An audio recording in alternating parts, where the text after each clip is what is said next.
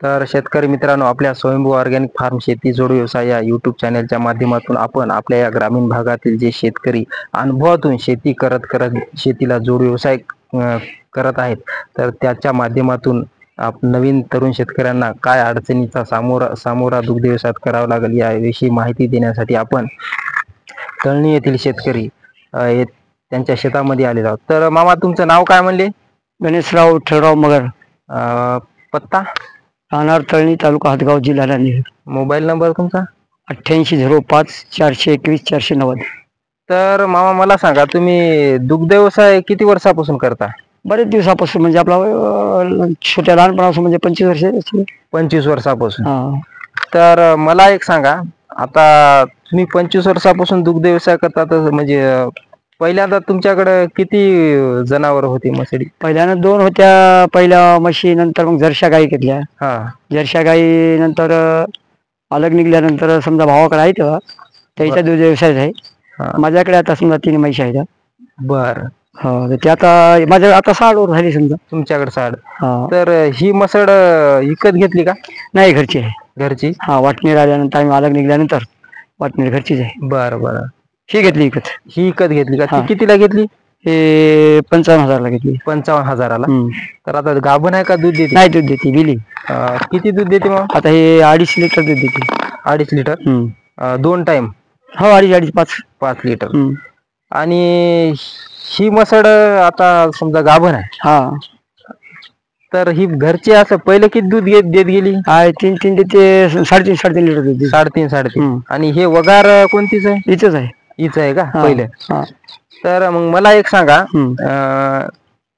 तुम्ही आता 25 वर्षापासून दुग्ध व्यवसाय करता, तर दुग्ध व्यवसाय म्हणजे परवडते का? परवडते ना.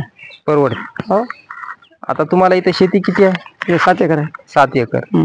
तर मग मला सांगा, तर तुम्ही जे आता म्हणू लागले की बा शेतीचा जे आपला जे माल आहे ते एकाच टायमाला येते, पण हे दुग्ध व्यवसाय आपण करायल्यामुळे आपला रोज हात चालू राहते रोज. तर तुम्ही आता रोजच्या हिशोबानं म्हणजे महिन्याकाठी किती कमवता दुग्ध व्यवसाय तुम्ही? रोजचे 5 लिटर रुपये 50 प्रमाण राहील. 50 प्रमाण? 250 रुपये आहे ना.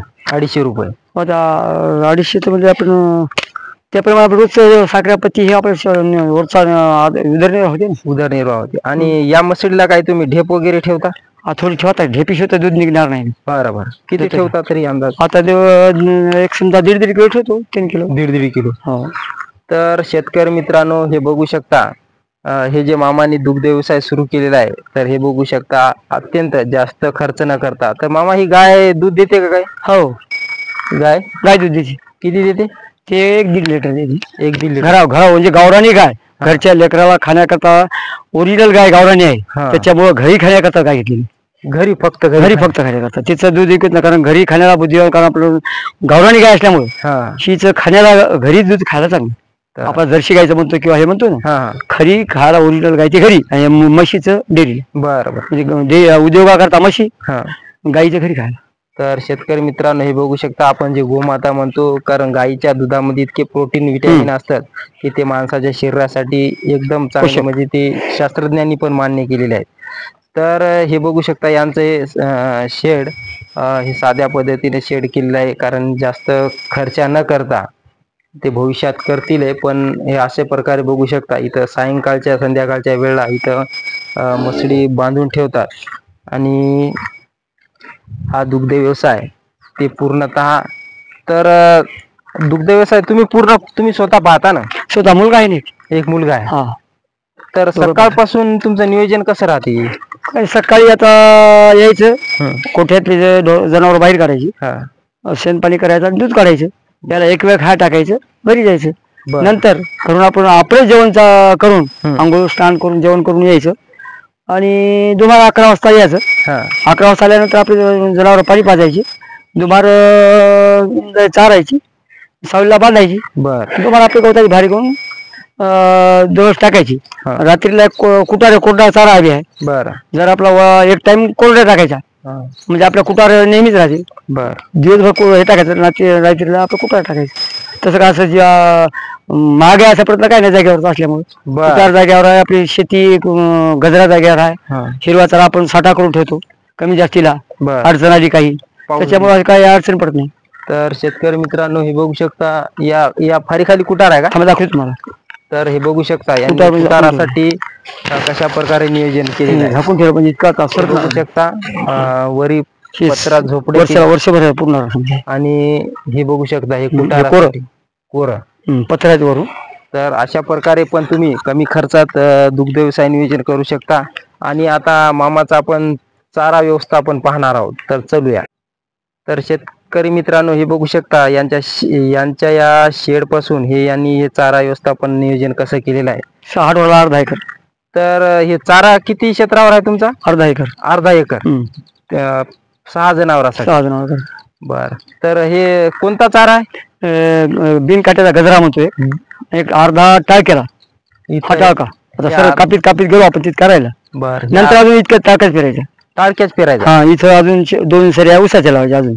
ऊसाच्या. म्हणजे ऊस आणि गजरा आणि टाळका हे मिश्र मध्ये चालते आणि वाळलं. बर. एकूण काय मिश्र मध्ये असलं दुधाला पोषक म्हणून एक देव.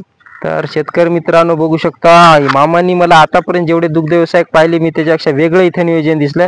आपण फक्त दुग्ध व्यवसायामध्ये गजरा लावतो, नेपियर लावतो, आणखीन दुसरे चारे लावतो. पण मामाने जे आहे ते इथे हे बघू शकता हे ऊस लावलेला आहे. ऊस. तर मी आल्या यांना ऊस मला वाटलं बेन शेतामध्ये लावण्यासाठी लावला का, तर नाही म्हणले. तर ऊस जनावरांसाठी. बरं ऊस आपण ऊस शेतकरी लावतात तर ऊसाचा काय फरक पडते जनावरांना? याला कॅल्शियम असते याच्यात. ऊसामध्ये आपण जे टाकतो याच्यात कॅल्शियम असल्यामुळे दुधाला दूध वाढ होते. कॅल्शियम असल्यामुळे दूध एक जनावर लोड होत नाही, दुधाला सपोर्ट होते. असं. चारा होते. चाऱ्याचा उपयोग कॅल्शियम मिळते आणि आपण मिश्री खाली खातात. 2-3 म्हणजे एकच जनावर चारा खात नाही. हो ना. एकाच चाऱ्यावर दूध मिळणार नाही. त्याच्या जनावराला 4 प्रकारचं मिश्र खाली असलं की ते दुधाला पुरवणार ते. नेखर एकाच चाऱ्यावर दूध देणार नाही. नेखर ऊस चारला तरी मिळणार नाही. नेखर गजा चारला तरी ढोर चांगलं राहणार नाही. 4 प्रकारचा चारा टाकला की तुम्हाला काही अडचण येणार नाही. वाळला, हिरवा, ऊस, गजरा मिश्री खाली टाकलं आणि काही आपल्या बांधाचं गवत. बरोबर. त्याच्यामुळे दिवसा काही अडचण येते. तर शेतकरी मित्रांनो यांनी चारा पण लावला. आणि हे मामा हे लिंबोण्या कधी लावल्या तुम्ही? लिंबोण्या झाल्या 4 वर्ष आली. 4 वर्ष. तर शेतकरी मित्रांनो तुम्ही चाऱ्याचं नियोजन केलं त्या लिंबोण्या जरी लागल्या तर लिंबोण्यापासून पण उत्पन्न मध्ये गजरा घेतला, मध्येच गजरा मिळाला, काठाने लिंबोण्या मिळाली. लिंबोण्या दोन्हीचा उपयोग. आणि दुसरं पण एक खास यांनी नियोजन केलं की हे बघू शकता इथं शेवग्याचे झाड यांनी बांधाच्या काठावर हे लावलेले आहेत. बघू शकता हे शेवगा. तर त्याचा उपयोग निघते. शेवगा निघाला की आपल्या बांधाच्या काठाने त्या शेवग्याचा उपयोग झाला. शेवग्याचा उपयोग. आपला माळवं निघाले. माळवं आणि खायला आणि इकायला पण. आणि हे इकडे यांनी खाण्यासाठी घरगुती वेल पण लावलेले आहे. आवरा. तर नक्कीच शेतकरी मित्रांनो असं जर छोट्या व्यवसायापासून सुरुवात केली आणि कमी खर्चात ना जे मामाने इथं जे नियोजन केलं अर्ध्या एकर मध्ये चाऱ्याचं दुग्ध व्यवसायाचं, तर अशा प्रकारे तुम्ही नियोजन करू शकता. जर तुम्हाला दुग्ध व्यवसायातील माहिती पाहिजे असेल, कारण हे एकदम अनुभवी शेतकरी आहेत दुग्ध व्यवसायातले, तर यांचं हे बघू शकता कोळी आणि तळणी रोडवर इथे यांचा वावर आहे. तर मामा एकदा पूर्ण तुमचं नाव आणि पत्ता, मोबाईल नंबर सांगा. ठीक. गणेशराव विठ्ठलराव मगर, राहणार तळणी, तालुका हातगाव, जिल्हा नांदेड.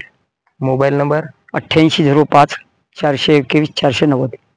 बर. तर नक्कीच युवा शेतकऱ्यांनी आणि युवा तरुणांनी कुठेही जास्त दुग्ध व्यवसायात पैसा न घालता यांच्यासारखं नियोजन करण्याचा कचऱ्यामध्ये उपयोग आहे. टाकून दिलेल्या कचऱ्यामध्ये दूध व्यवसाय होईल. तर मामाचं एक चांगलं म्हणणं आहे की बा जे शहरातले आपल्या कचरा टाकलेल्या कचऱ्यातून पण आपण दुग्ध व्यवसाय केला असं आणि पैसे मिळतील. तूप व्हायला. तर हे बघू शकता अशी विचारसरणी केली तर नक्कीच शेतीला जोड व्यवसाय दुग्ध व्यवसाय नक्कीच परवडते असं त्यांचा जुना अनुभव आहे. तर नक्कीच युवा शेतकऱ्यांनी या गोष्टीकडे वळावं. कोणी आपल्या चॅनलवर नवीन असेल तर चॅनलला सबस्क्राईब आणि व्हिडिओला लाईक करा. जय जवान जय किसान.